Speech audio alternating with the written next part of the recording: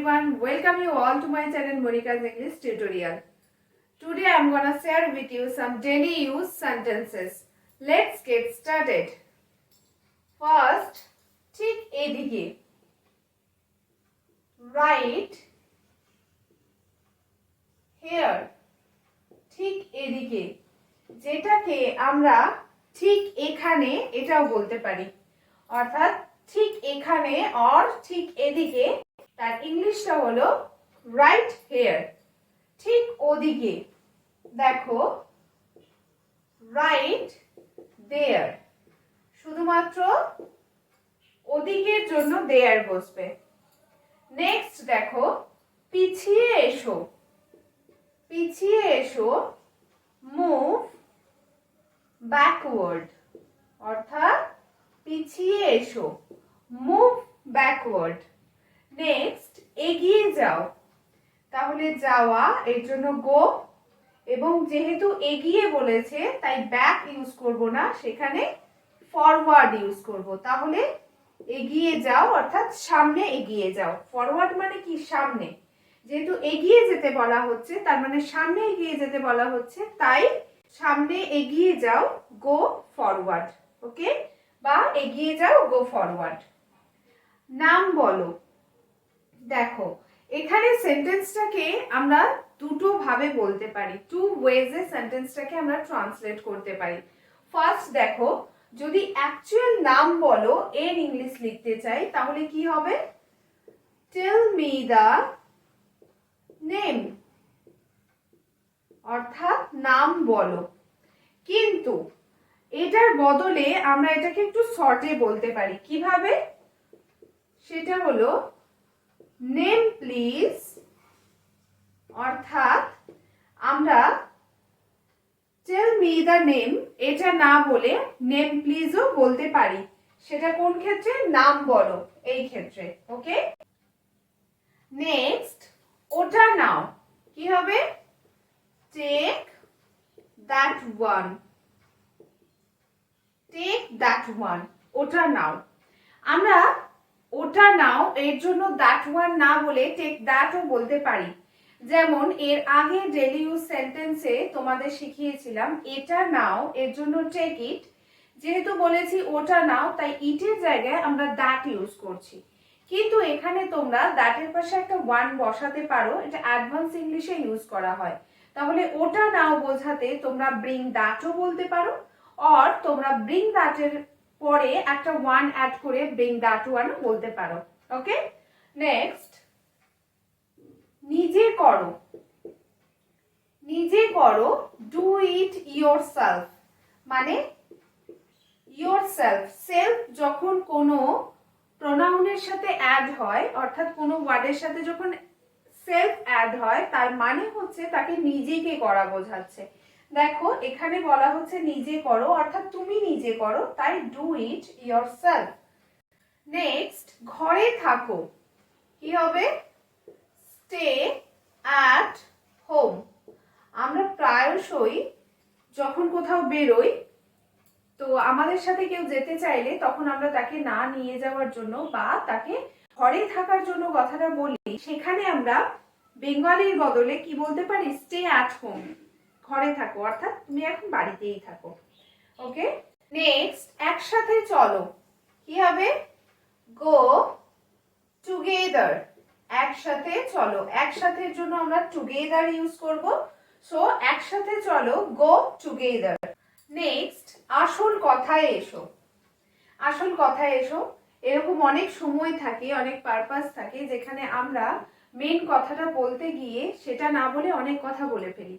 তখন যে শুনছে, যাকে বলছি, সে তখন কি বলে? যে আসল কথা এসো, কি বলতে চাইছো সেই কথাটা বলো, আসল কথা বলো। তাহলে এর জন্য আমরা কি ইউজ করব?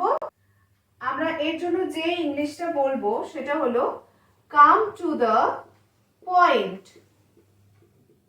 কাম টু দ্য পয়েন্ট। দেখো আসল কথায় এসো, কাম টু দ্য পয়েন্ট, এটাও হয়। কিন্তু বাংলায় আসল কথায় এসো না বলে আমরা বেশিরভাগ ক্ষেত্রে আমরা এটাই বলি আসল কথাটা বলো। তখন কিন্তু ইংলিশটা সেম হবে, কাম টু দ্য পয়েন্ট। আসল কথাটা বলো, কাম টু দ্য পয়েন্ট, আর আসল কথা এসো, কাম টু দ্য পয়েন্ট, দুটোই কিন্তু সেম। ওকে, নেক্সট, কোনো ব্যাপার না, কি হবে? It doesn't matter.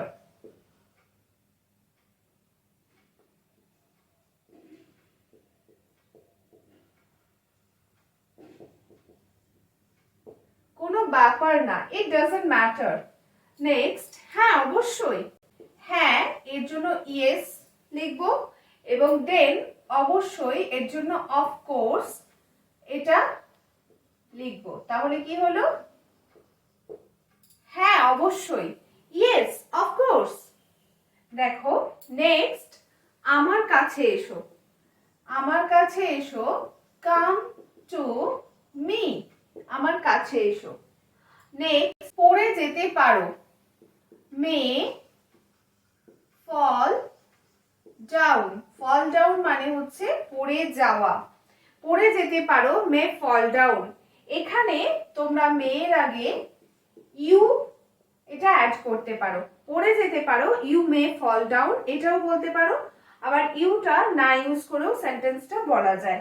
নেক্সট, একটু অপেক্ষা করো। দেখো অপেক্ষা করো এর জন্য ইংলিশটা কিন্তু খুব শর্ট, একটা জাস্ট সামান্য ফ্রেজেস, কি? হোল্ড অন, অপেক্ষা করো, কিন্তু বেঙ্গলি সেন্টেন্সটা অনেক বড়, একটু অপেক্ষা করো, হোল্ড অন। ওকে, নেক্সট, কোনো ব্যাপার না, এই সেন্টেন্সটা এর আগে একবার হয়ে গেছে, তো এটা মিস্টেক করে হয়ে গেছে, তো এটা মুছে আমরা অন্য একটা সেন্টেন্স অ্যাড করে দিচ্ছি। দেখো এর দুটো সেন্টেন্স আগে যাচ্ছি, দুটো সেন্টেন্স আগে কি ছিল? আমার কাছে এসো ছিল, তো এখানে আমরা একটা এক্সট্রা ওয়ার্ড যোগ করলে সেন্টেন্সটা কিভাবে গঠন করব? সেন্টেন্সটা হচ্ছে আমার কাছে এসে বসো। তাহলে এই সেন্টেন্সটাকে আমরা কিভাবে ট্রান্সলেট করব? চলো এখানে আমি দেখিয়ে দিচ্ছি। যদি সেন্টেন্সটার মধ্যে